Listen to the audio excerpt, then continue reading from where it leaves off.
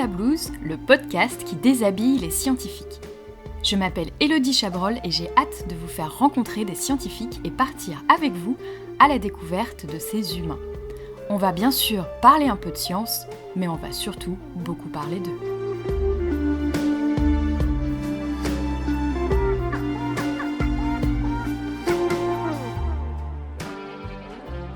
Bonjour à toutes et à tous, bienvenue dans ce nouvel épisode de Sous la blouse qui sera le dernier de la saison 1. Je reçois Miho Janvier, astrophysicienne et chasseuse de tempêtes solaires. Bonjour Miho. Bonjour Élodie. Je suis vraiment très heureuse de savoir à mon micro aujourd'hui. Je t'ai découvert lors d'un TEDx à Saclay, dont je mettrai le lien en description, et je te suis sur Twitter depuis, et j'ai vraiment hâte que tu te déshabilles à mon micro car tu as plein de choses à nous raconter. Si tu veux bien, on va commencer avec la blouse virtuelle sur le dos pour que tu nous racontes tes recherches.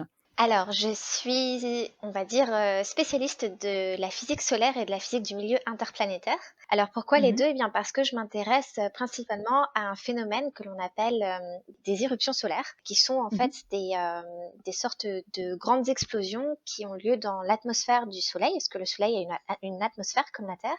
Et lorsque l'on a ces explosions, eh bien, de temps en temps, on peut avoir du matériel solaire, donc en fait de la matière qui nous vient du Soleil, qui est expulsée dans le milieu interplanétaire, donc le milieu entre les planètes du système solaire et le Soleil, sous forme de gros nuages magnétisés qui peuvent impacter les planètes du système solaire. Et donc, je m'intéresse à la fois à la genèse de ces événements, donc ce qui se passe dans l'atmosphère du Soleil, et la propagation de ces grandes structures dans le système solaire.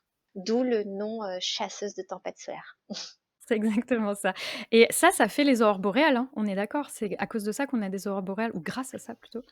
Exactement. Alors en fait, ce qui se passe, c'est que ces tempêtes solaires, alors il n'y a pas que, hein, il y a d'autres phénomènes, notamment ce qu'on appelle des tempêtes à particules, mais principalement ces tempêtes solaires et aussi de temps en temps le fait d'avoir un vent solaire qui est extrêmement fort peut impacter la magnétosphère terrestre, qui est en quelque sorte une sorte de bulle magnétique qui protège la Terre de plein de choses, de son environnement spatial.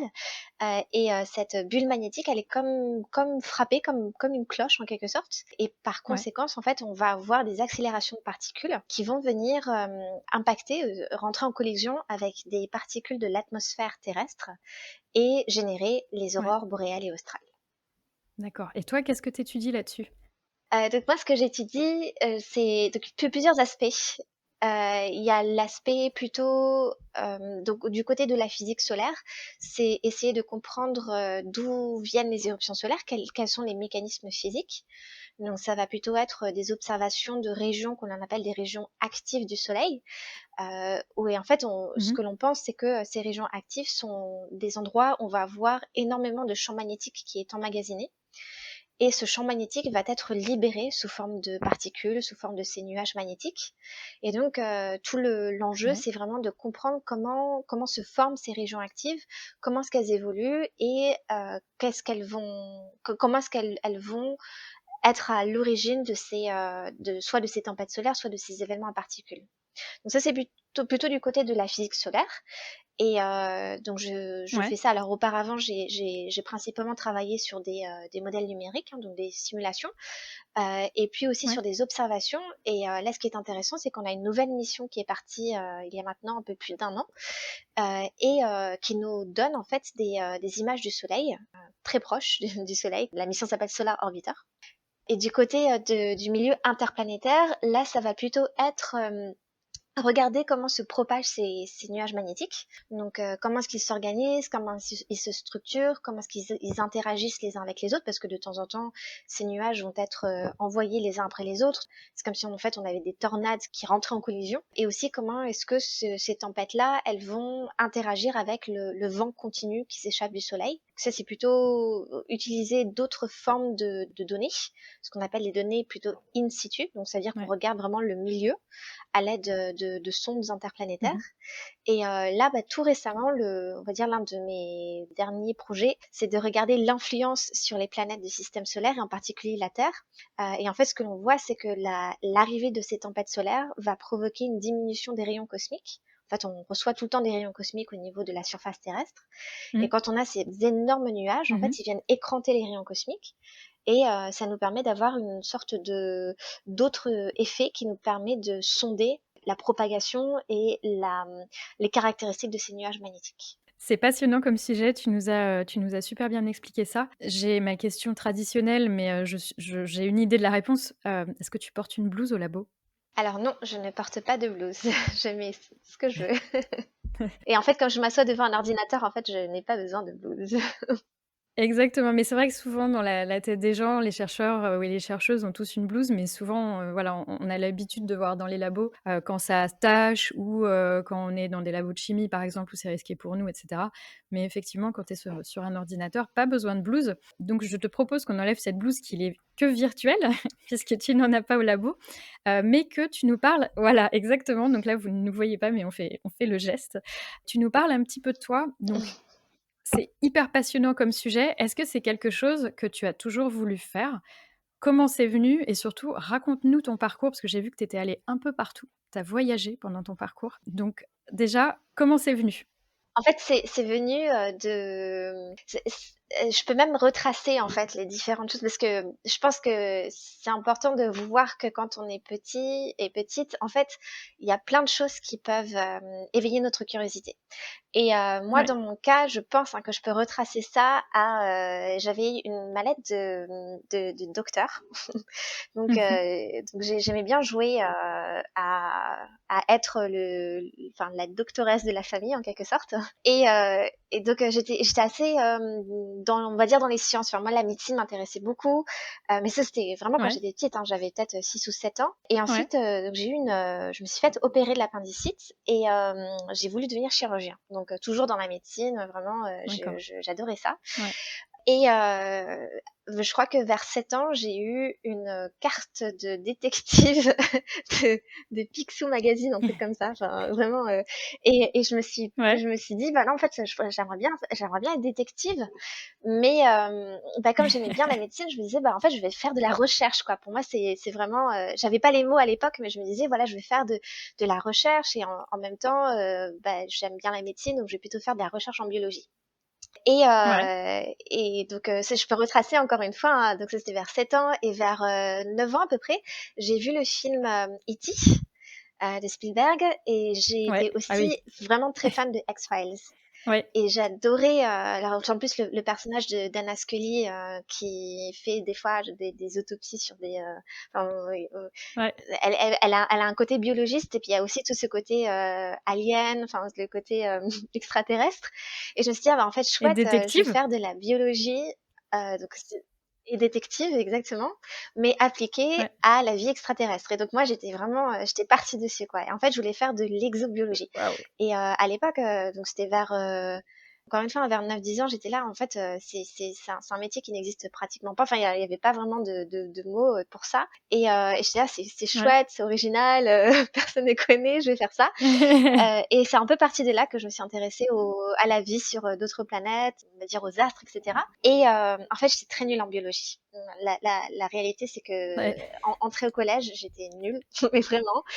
Mais Ouais. par contre, la physique m'intéressait beaucoup et donc j'ai petit à petit, en fait, je me suis dit: «Bah, les étoiles, ça m'intéresse», plutôt que voilà, de chercher des extraterrestres, ben, je vais plutôt chercher, l'univers dans son entier, je vais faire de l'astrophysique et là, j'avais trouvé vraiment le mot et j'étais partie dans, l'astrophysique, l'astronomie, tout le collège, c'était vraiment ça, quoi. Donc voilà, je peux retracer en quelque sorte le parcours depuis que je suis vraiment toute petite. Ah, c'est vraiment venu tôt, c'est top. Ouais, en fait, c'est venu, en fait, ouais, c'est vrai, c'est vraiment venu, mais après, je dirais que le parcours a pas été aussi direct parce que donc j'avais quand même cette envie, hein, depuis toute petite, sauf qu'après Mmh mh. après mon lycée, donc je suis partie en classe prépa sans vraiment savoir Ouais. ce que c'était. On m'avait conseillé parce qu'à l'époque, j'étais dans un lycée à l'étranger, on m'avait conseillé de revenir en Ouais. France pour faire une prépa. Donc je me suis dit: «Ah bah, c'est chouette, j'aimais les maths, la physique, je vais faire ça». Sauf qu'en fait, je me suis rendu compte que la prépa, ça préparait Ouais. surtout aux écoles d'ingé.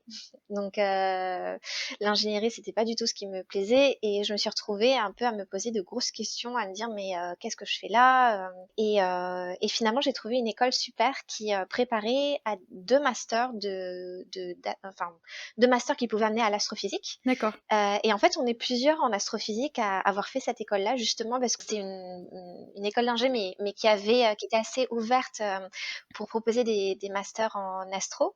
Alors c'était plutôt en spécialisation, hein, donc c'était au milieu de la deuxième et la troisième année. Mais donc mon diplôme, c'est le génie énergétique et nucléaire. D'accord. Pendant l'école, en fait, je me suis spécialisée en tout ce qui était physique des particules, donc génie nucléaire, donc qui n'était pas du tout l'astrophysique vraiment. Et je voulais aussi voyager et j'ai découvert aussi la physique des plasmas. Et il s'est trouvé qu'il y avait la possibilité de voyager et notamment de partir au Japon, qui Ouais. est le pays de vient ma maman. Donc ça m'intéressait beaucoup d'y retourner parce que j'avais vécu quand j'étais plus jeune. Et il y avait un échange possible, notamment avec l'université, sur un sujet sur la physique des plasmas. Donc je me suis dit, bah, c'est top, c'est exactement ce que je veux Ouais. faire. Sauf que je me suis retrouvée en fait à faire des plasmas pour la fusion nucléaire et pas du tout pour l'astro. Donc je suis encore partie plus loin, à pas du tout faire de l'astro. Est-ce que tu peux nous faire un petit rappel sur les plasmas exactement? Qu'est-ce que c'est? Oui, en fait, les plasmas, le Ouais. plasma, c'est vraiment un état de la matière où le gaz est fortement ionisé. D'accord. En fait, les gaz que l'on respire, par exemple, d'oxygène ou les atomes de carbone, sont des atomes qui ont tous leurs électrons. Donc c'est pour ça qu'on parle de neutres, de particules neutres. Mmh. Et dans le cas d'un gaz qui est soumis à des conditions très fortes de température et de pression, ces atomes-là peuvent perdre des électrons. Donc on se retrouve dans une sorte de bouillie de soupe d'électrons et d'ions qui fait que en D'accord. fait ce gaz-là peut être soit le siège, donc soit généré soi-même, soit être sous l'influence d'un Mmh. champ électromagnétique. Et j'aimais beaucoup cet aspect D'accord. de le champ électromagnétique, donc des équations de Maxwell, enfin je vais pas rentrer dedans, et aussi cet aspect de fluide, de particules, puisque je m'étais tout d'abord orientée dans la physique des particules. Donc je trouvais que c'était un lien assez intéressant, et surtout parce qu'en fait l'univers Ouais. l'univers visible en tout cas est principalement constitué de Mmh. plasma. En fait les étoiles, les galaxies, enfin la D'accord. plupart de la matière est en fait sous forme ionisée. D'accord. Alors donc je t'ai coupé, mais merci pour, ce petit rappel ou, même, d'ailleurs, cette petite capsule, d'astro qui nous permet d'apprendre.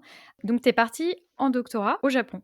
Ouais, voilà, donc je suis restée, j'ai fait une année d'échange et je suis restée 3 ans pour finir mon doctorat en physique des plasmas, donc appliqué à la fusion nucléaire. Et au bout de 3 ans, je me suis vraiment posé beaucoup de questions. À l'époque, je me disais: «Est-ce que je vais plutôt dans des projets comme par exemple, comme le projet ITER, donc plutôt des thématiques qui sont liées à l'énergie? Ou alors est-ce que, Mmh. j'essaye quand même d'aller dans la voie qui était un peu ce que je voulais faire quand j'étais petite et que j'ai toujours voulu faire, qui était Mmh. l'astrophysique?» Et je me suis posé vraiment beaucoup de questions, en fait, Ouais. parce qu'en fait, à partir du moment où on rentre dans un domaine de recherche, on se crée Ouais. un réseau de personnes, on est dans une Mmh. communauté, les conférences que l'on fait sont généralement reliées à son domaine. Et donc je connaissais, pratiquement personne en Ouais. astrophysique, et j'ai cherché un peu partout, hein. J'étais prête à voyager un peu partout, dans le monde. J'avais quand même une préférence pour rentrer en Europe quand même, et puis, j'ai un peu Ouais. prospecté partout, et j'ai trouvé, un laboratoire d'accueil, à l'observatoire, donc c'était l'observatoire de Paris, le laboratoire qui s'appelle le LESIA, et j'ai obtenu une bourse, Mmh. post-doctorale, donc une bourse qui m'a permis de Ouais. continuer, en tant que CDD de chercheuse à l'observatoire de Paris, et Mmh. donc je suis rentrée dans la physique solaire à ce moment-là. Et j'ai fait 2 ans de physique solaire qui ont en fait, en quelque sorte catapulté ma carrière dans ce domaine-là. Donc ça s'est très très bien Ouais. passé, mais c'est vrai que le choix a été un peu difficile parce que je me dis: «Est-ce que je me coupe de ma première communauté ou non?» Mais Mmh. sinon, je ne satisferai pas mon rêve d'enfant, quoi. Voilà. Ouais. Et donc là, tu as satisfait ton rêve d'enfant, tu es contente d'avoir fait ce choix-là? Oui, complètement, ouais, ouais, ouais, sans aucun doute. Alors le parcours a pas été facile, hein, je veux pas non plus dire que Ouais. ça s'est passé comme ça et ça a été facile.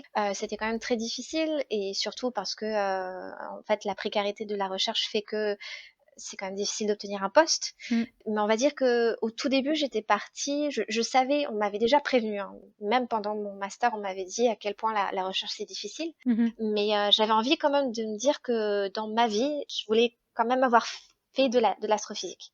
Donc j'étais partie dans l'optique de me dire, ok, pendant 2 ans, je me donne à fond, on verra ce que ça donne. Et j'ai eu la chance après ces 2 ans d'avoir un poste au Royaume-Uni.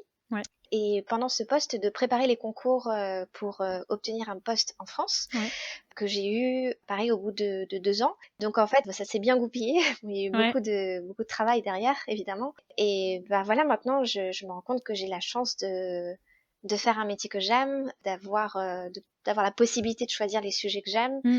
Et je pense que, bon, on reviendra dessus, Ouais. mais je pense que c'est aussi de là d'où me vient ma passion aussi d'échange avec le grand public, Ouais. parce que je me dis que j'ai une chance incroyable de faire ce que j'ai voulu faire quand j'étais petite, et maintenant c'est à mon tour en quelque sorte voilà, de partager cette passion avec les autres personnes. Et là, tu fais ma transition parfaitement parce que justement, j'allais te dire, tu nous as bien expliqué ton parcours, tu fais énormément de vulgarisation scientifique. Est-ce que tu veux nous raconter un petit peu ce que c'est? Donc c'est parfait, c'était la transition de rêve.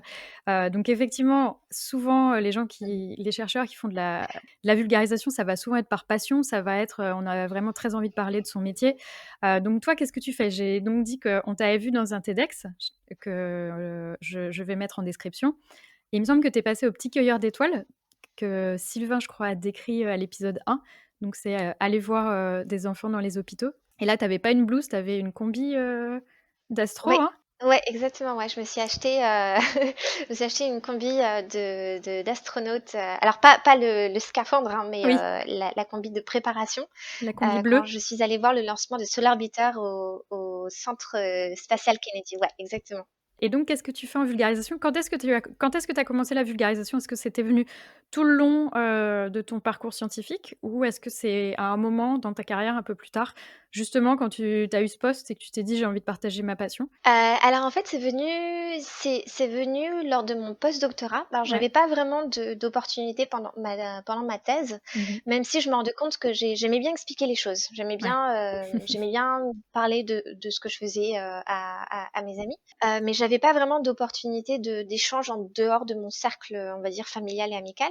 Ouais. Et c'est pendant mon post-doctorat. Donc en fait, mon post-doctorat a été financé par AXA, le fonds AXA pour la recherche. Oui. Et le fonds AXA pour la recherche, en fait, faisait des événements chaque année qui s'appellent les Pop Days, qui étaient comment populariser ses recherches. Et Mm. donc, on a présenté devant plein de gens différents. Ouais. On nous a appris en fait des techniques de communication, comment utiliser des Ouais. métaphores, etc. Et en fait, je me suis rendu compte qu'en physique solaire, on a quand même l'énorme chance. Alors, en astrophysique, c'est vrai de manière générale, Mm. mais surtout en physique solaire parce que c'est la seule étoile que l'on peut voir dans tous ses détails.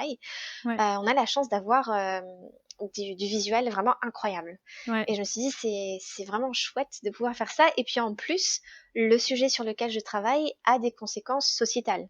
Donc on a Ouais. parlé des aurores boréales et australes, mais les tempêtes solaires, les événements à particules Mm. peuvent aussi impacter les technologies humaines. Mm.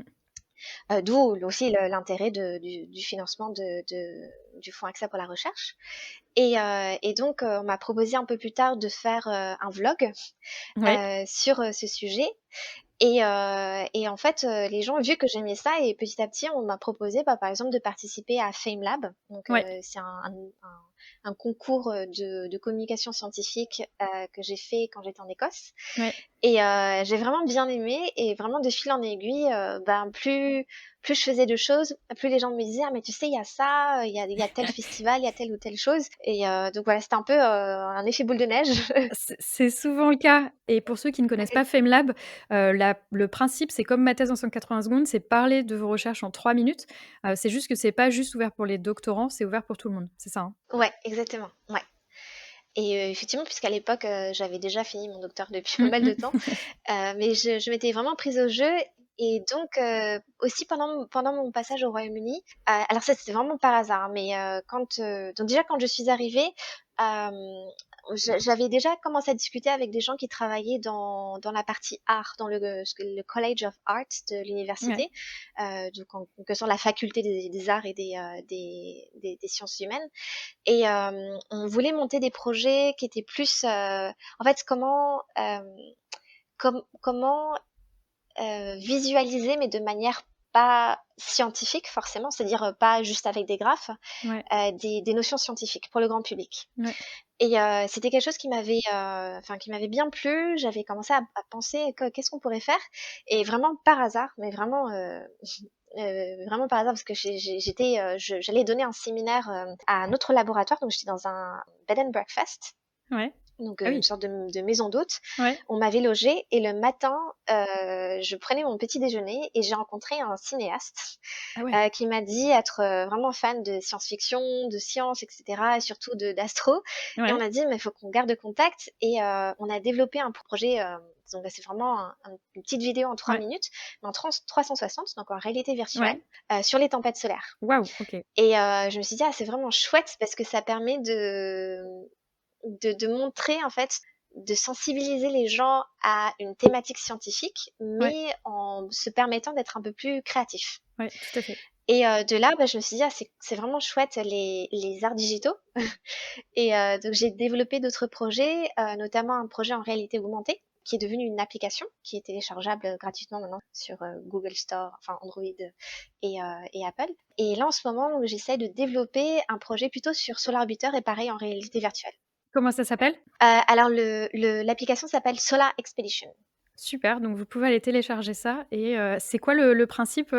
Tease-nous ça en quelques mots. Alors, Solar Expedition, c'est une application qui est vraiment facile, hein. Enfin, je veux Ouais, dire, c'est pas un truc, ultra compliqué, ultra sophistiqué.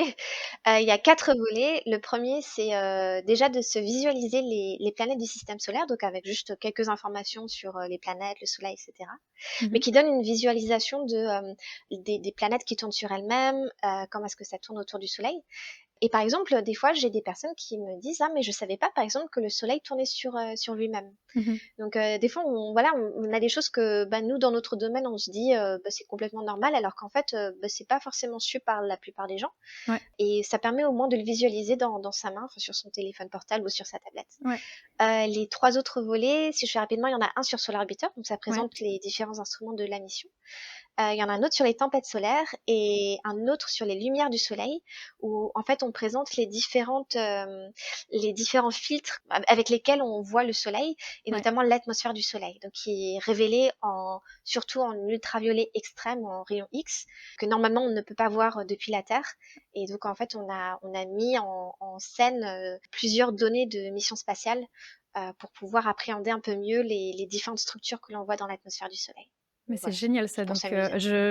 je remettrai le nom et probablement le lien, en description et par rapport à la communication scientifique et toute la vulgarisation que tu as faite, est-ce que tu as l'impression que ça t'a apporté quelque chose dans ta carrière? Ou est-ce que c'est purement une passion, quelque chose que tu fais à côté, que tu adores faire? Bah, en fait, c'est les 2. C'est-à-dire que c'est quelque chose que j'aime vraiment, j'aime beaucoup faire. Et comme je l'ai dit, en fait, je le fais sous des formats différents, Ouais. que ce soit le TED, que ce soit, des visites d'école. Mmh. Donc il y a pour la petite, histoire, il y a, 2 semaines, je crois, 2-3 semaines, j'ai une copine du primaire, justement, qui on s'est retrouvés, sur les réseaux sociaux, qui est professeure de maternelle, et enfin, de professeur, des écoles, enfin, maîtresse des écoles. Et donc qui m'a invitée à rencontrer ses élèves de maternelle, et j'ai trouvé ça vraiment chouette. Enfin, c'était, C'est excellent. et je trouve, en fait, qu'à cet âge-là, ils ont aucun filtre, donc Ouais. ils posent n'importe quelle question, et des questions qui sont parfois vraiment difficiles. Enfin, j'ai trouvé, certaines d'entre elles, voilà, qui sont pas les questions posées généralement par un public un peu plus adulte. Donc j'aime bien voilà, j'aime bien ces différents formats. Et donc je le fais sur mon temps libre. Ouais, Bah, alors pas tout le temps, évidemment, hein. Des fois, c'est aussi enfin, j'estime que c'est aussi une partie de mon de travail ta de mission. chercheuse. Mmh. Et ça m'apporte aussi énormément. Alors en fait, je trouve que ça m'apporte, notamment les conférences grand public, quand on est en lien avec le public, Mmh. notamment lors des festivals, etc. En fait, ça me permet de me rendre compte de la chance que j'ai du travail que je fais. Excellent. Ouais. Et des fois, quand on est un peu sous la monotonie du travail, quand on passe des heures sur Zoom, ou des heures, même des trucs très administratifs, hein, comme régler des problèmes de, je sais pas, de publication ou n'importe quoi. Ben en fait, ça nous permet de prendre du recul et de se dire, ben, on a la chance de pousser. les connaissances humaines Mmh. et en même temps, ben, je suis payée pour faire ça, quoi, pour me poser des questions Ouais. et donc de partager avec le public, ça me permet vraiment de prendre du recul par rapport à mon métier et de l'apprécier encore plus, je pense. Ouais, c'est génial. Effectivement, ça permet de te poser d'autres questions. C'est rigolo, cette histoire d'avoir, des questions des enfants, parfois plus difficiles que les questions des adultes. Je l'ai déjà entendu plusieurs fois, parce que j'ai l'impression que effectivement, les enfants ont pas de filtre. Du coup, en tant qu'adulte, on se dit: «Ah non, je vais pas poser cette question, elle va être stupide», alors qu'en fait, pas du tout. Et il y a des chercheurs qui me disent: «Ouais, j'ai discuté avec des enfants, en fait, ça m'a fait Mmh. réfléchir à mon projet». Et c'est drôle parce qu'il y a plein de gens qui auraient pas l'idée de se dire: présenter sa science à des enfants, ça permet de te poser d'autres questions et de te faire avancer en sciences, mais si, ça permet ce genre de choses. Ouais, complètement, ouais. Ouais, ouais. Bon, Mmh. bah, c'est génial, je suis contente. Ça, j'ai eu beaucoup de gens qui font de la vulgarisation, pendant ces 10 épisodes et c'est vraiment chouette parce qu'effectivement, c'est de plus en plus ça prend de plus en plus part, au métier et voilà, tous les sujets ont un intérêt, à être vulgarisés. Alors, il y en a qui sont plus difficiles que d'autres. Il y en a clairement, quand on parle du soleil, ça donne envie, ça fait rêver. Ouais, Mais c'est c'est sûr. chouette justement et puis parfois ça peut paraître compliqué.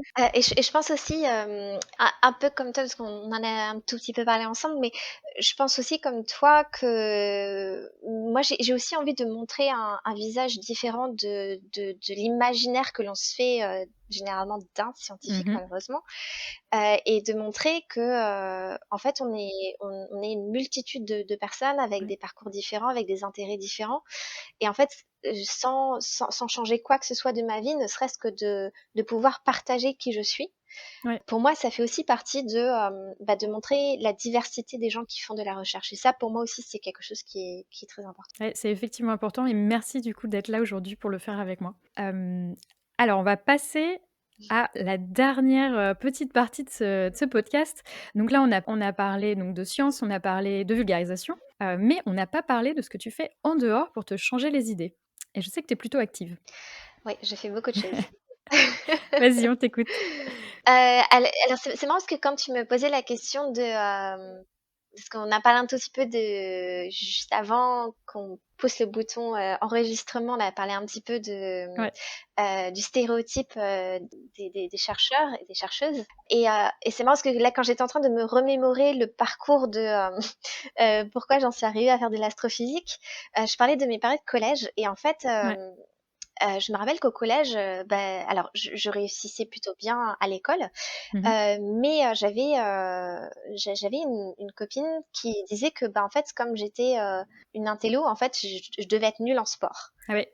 Et c'est assez marrant parce que, pendant des années, je l'ai cru, en fait. Je me disais: «Bah, je peux pas être, je peux pas être bonne en sport de toute façon, puisque, je passe ma vie dans les bouquins» et en fait, il a fallu que je change donc je suis partie, au lycée, je suis même partie j'ai changé de pays complètement et ça m'a permis bah, en fait, de pas avoir cette étiquette sur le dos. Ouais. Tu es allée où du coup? Je suis allée au Japon. Enfin, j'étais D'accord, au ouais. lycée au Japon, Au Japon. dans un lycée français. Ouais. Et en fait, à ce moment-là, j'ai commencé à vraiment aimer le sport, à me dire que, bah, si j'aimais bien courir, j'aimais bien, enfin des choses que même moi je m'étais convaincue en fait de ne pas aimer Ouais. et donc c'est bien plus tard, je pense, quand j'étais en école d'ingénieur, donc j'étais à Grenoble à l'époque, Ouais. que j'ai vraiment commencé à aimer et je sais que toi aussi tu aimes beaucoup, la nature, Ouais. la montagne.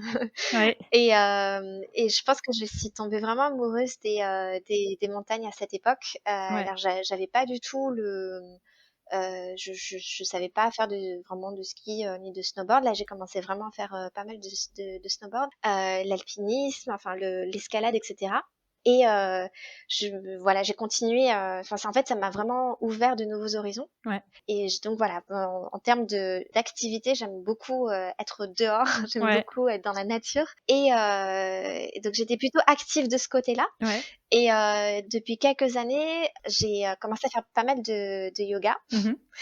et aussi à faire, beaucoup donc pareil, plus du côté, cette fois-ci vague, mais aussi à commencer à faire, du surf. Ah! Donc j'aime bien en fait tout ce qui est un peu sport de glisse, Ouais. donc j'ai commencé par le snowboard, maintenant je fais plus de surf, enfin je sais pas si je peux dire que je peux faire du surf, parce que je suis pas très bonne. Bah, tu testes en tout cas, tu t'entraînes On va quoi. dire que j'essaye d'en faire Voilà. plus qu'autre chose. Et à la croisée du yoga et du surf, eh bien, il y a l'apnée que j'ai Waouh! découvert, il Ouais. y a maintenant un peu plus de 2 ans et en fait, je trouve qu'il fait vraiment bien la jonction entre, le Mmh. fait d'être dans l'eau, la Mmh. respiration, le contrôle de soi Ouais. et je trouve que c'est une pratique qui est très intéressante, notamment parce que, en fait, j'aime bien parler de l'apnée comme une sorte de métaphore de comment gérer un peu son stress ou sa Mmh. vie. Ouais. Parce que, dans les moments où on est, quand on fait des plongées, surtout en fosse, hein, quand on va vraiment très profond, Ouais. on se retrouve à des, enfin vraiment quelques dizaines de mètres Ouais. et en fait, ce qu'il faut faire, c'est qu'il faut vraiment se relaxer le plus possible Ouais. pour, utiliser le moins d'oxygène possible.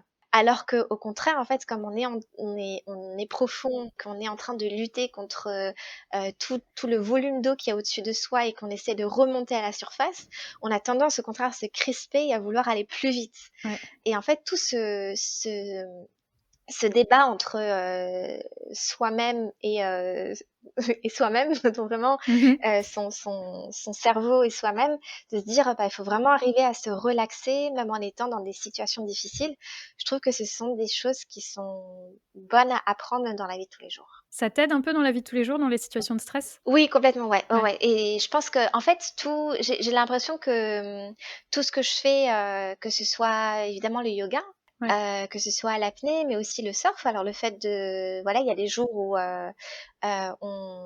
il y a aucune vague, où il y a des jours où la mer, elle est vraiment très agitée, Mmh. on en bave, tout ce qu'on fait, c'est de boire de l'eau, ça sort par tous les trous. Il y a d'autres fois où on arrive à avoir, une vague et c'est incroyable, là, le sentiment que l'on peut avoir. Je pense que c'est une métaphore de, bah, des fois, il faut aller avec la vague, quoi. Ouais. Faut Ouais. accepter le fait que, des fois, la mer est agitée, mais ça veut pas dire que la mer sera toujours agitée. Donc voilà les choses que je fais et je t'ai même préparé alors, je ne sais pas en jouer vraiment, mais Oh! autre chose que j'ai commencé à faire, je sais pas si Ukulélé! tu entends, Oui! c'est du ukulélé. Ah génial! Et bah, écoute, vas-y, Tu vois, c'est un jour si jamais je vais à Hawaï, excellent. Donc tu as commencé quand ça? je pourrais en jouer. Alors j'ai commencé il y a déjà pas mal de temps, mais pareil que le surf, j'en fais vraiment occasionnellement, donc je suis pas très bonne. D'accord. Mais j'en fais, j'essaye de temps à autre et j'aime beaucoup le son, je trouve que ça me relaxe. La toute fin de l'épisode, si tu veux, on l'a fini en ukulélé, avant le générique. Je te laisserai finir ça comme ça. Justement, on parle de fin d'épisode. Avant le ukulélé, est-ce que tu as un dernier mot? Est-ce que, tu as un mot de la fin, quelque chose que tu veux aborder avant qu'on termine ce podcast riche en infos et riche en c'est très zen aujourd'hui, je suis très, très, très, très contente. J'ai pas vraiment réfléchi à un message, en particulier ou une thématique en particulier. Je pense que, bah, déjà, je suis honorée d'être dans ton podcast C'est gentil. et comme je le disais avant, je pense que c'est important effectivement de réaliser que, enfin, le métier de chercheur, de chercheuse, en fait, est vraiment, je pense, est déjà divers, hein. Je pense que Ouais. tu as interviewé des gens qui travaillent sur des sujets qui sont vraiment très différents. Et je pense qu'il Mmh. faut se rendre compte que le parcours de recherche est aussi très individuel. C'est-à-dire que, Mmh. on a notre propre histoire, mais je pense qu'il faut pas oublier que, bah, la personne qui fait de la recherche, c'est un humain derrière. Un humain avec une Ouais. histoire, un humain avec ses propres batailles, hein, que ce soit, Mmh.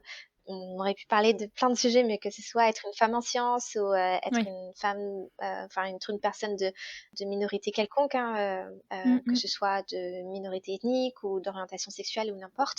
Et c'est de se rendre compte qu'en fait, toute cette richesse de personnes que l'on peut avoir, eh bien, il la faut dans plein de domaines et en particulier dans la Mmh. recherche. Et donc je suis vraiment, voilà, puisque c'est le dernier épisode comme tu m'as dit, je suis vraiment ravie Oui. d'être là et que tu partages ça avec, avec ton public, parce que je pense que c'est important voilà, alors c'est pas juste de dire, «La science c'est bien», mais c'est aussi de dire, «Apportez votre propre histoire à la science que vous Mmh. faites», parce que c'est important et c'est aussi ça ce qui fait avancer la recherche. Et c'est ce que aussi disait Anaïs, la diversité, c'est hyper important et travailler avec une équipe qui se ressemble, ça marchera pas forcément. Donc la diversité, est très importante et effectivement, Ouais. c'est ce que j'essaye de montrer en tout cas, à une maigre contribution, de montrer la diversité, des chercheurs et chercheuses, qu'on peut trouver alors déjà en France et un peu partout.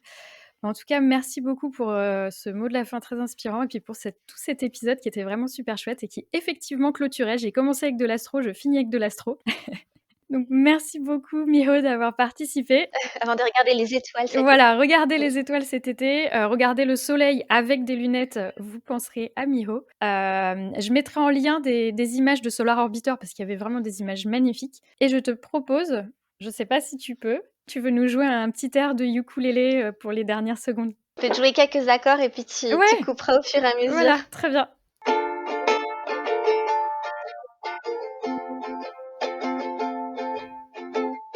Sur ces airs hawaïens, on vous souhaite à toutes et à toutes de bonnes vacances cet été et à très, très bientôt. Bonnes Merci vacances. Miho. Merci, merci Lady.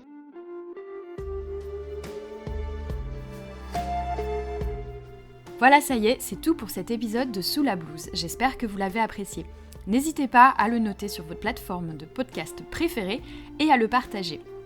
En attendant, vous pouvez me retrouver sur Twitter @soulablouse et sinon à très bientôt pour un prochain épisode.